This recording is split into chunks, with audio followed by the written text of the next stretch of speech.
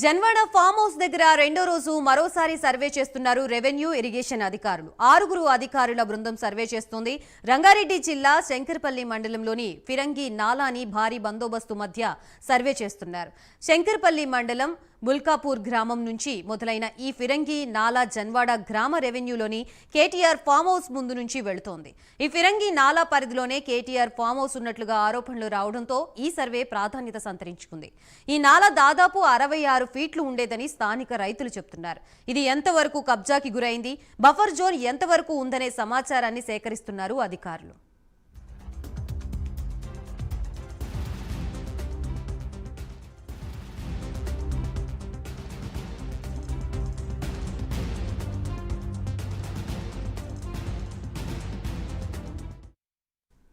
ఇటీవలే irrigation revenue అధికారులు Janwada farm house ని పరిశీలించి కొలతలు తీసుకున్నారు. ఇప్పటికే జన్వాడ ఫామ్ హౌస్ ని కూల్చొద్దంటూ హైకోర్టుకు వెళ్లారు కేటీఆర్ సన్నిహితుడు ప్రదీప్ రెడ్డి. అయితే సిటీలో చెరువుల కబ్జా, ప్రభుత్వ భూముల ఆక్రమణలపై రూల్స్ ప్రకారమే వెళ్లాలని ప్రభుత్వానికి సూచించింది హైకోర్టు.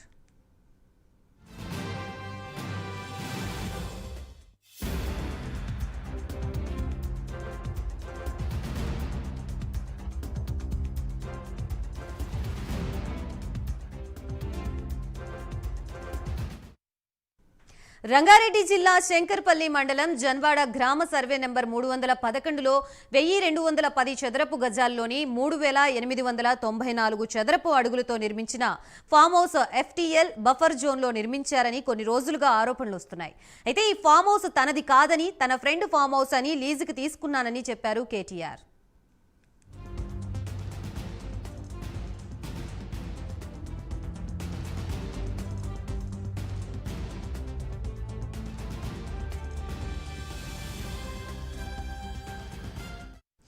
మొత్తంగా జన్వాడ ఫామ్ హౌస్ దగ్గర రెండో రోజు మరోసారి సర్వే చేస్తున్నట్లుగా తెలుస్తోంది రెవెన్యూ అండ్ ఇరిగేషన్ అధికారులు. దీనికి సంబంధించి పూర్తి అప్డేట్స్ ఇవ్వడానికి మా ప్రతినిధి కుమార్ సిద్ధంగా ఉన్నారు. Kumar, thank you Gayatri.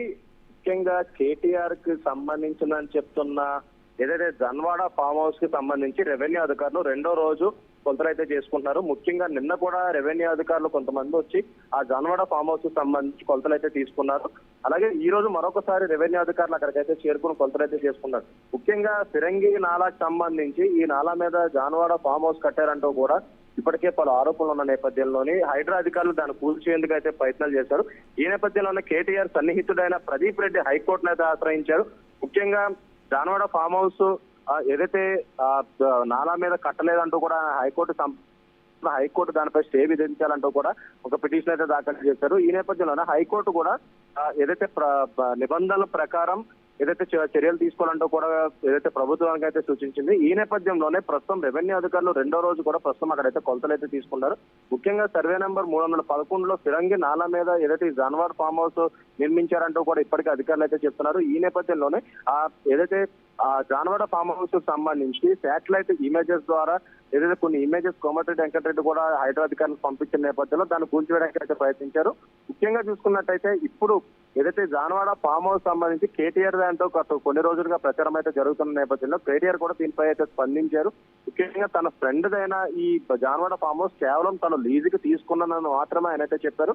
ఒకవేళ అది గనక నాలా మీద కానీ లేదంటే చెరువు బఫర్ జోన్ లో నిర్మించుంటే గనక అది కూల్చివేయడానికి ఖచ్చితంగా తాను కూడా సహకరిస్తానంటూ కూడా ఇప్పటికే పలుమార్లు అయితే ఆయనైతే చెప్పడం జరిగింది. ఇప్పుడు ఏదైతే కోర్టు ఇచ్చిన ఆదేశాల మేరకు ప్రస్తుతం రెవెన్యూ అధికారులు రెండో రోజు కూడా అక్కడ ఏదైతే కొలతలు అయితే తీసుకున్నారు. ఒకవేళ ఇది గనక ఫిరంగి నాలా మీదుగా బఫర్ జోన్ లో ఉంటే కనుక ఖచ్చితంగా కూల్చేస్తారంటూ కూడా ఇప్పుడైతే మనకైతే తెలుస్తుంది. ప్రస్తుతం రెండో రోజు అధికారులు కూడా ఈ ఏదైతే కొలతలు తీసుకున్న నేపథ్యంలోని ముఖ్యంగా ఏదైతే ఒక దీనికి సంబంధించి ఒకవేళ కూల్చేస్తారో లేదనేదైతే ప్రజలు కూడా ఒక సందర్భంలో ఉన్నారు.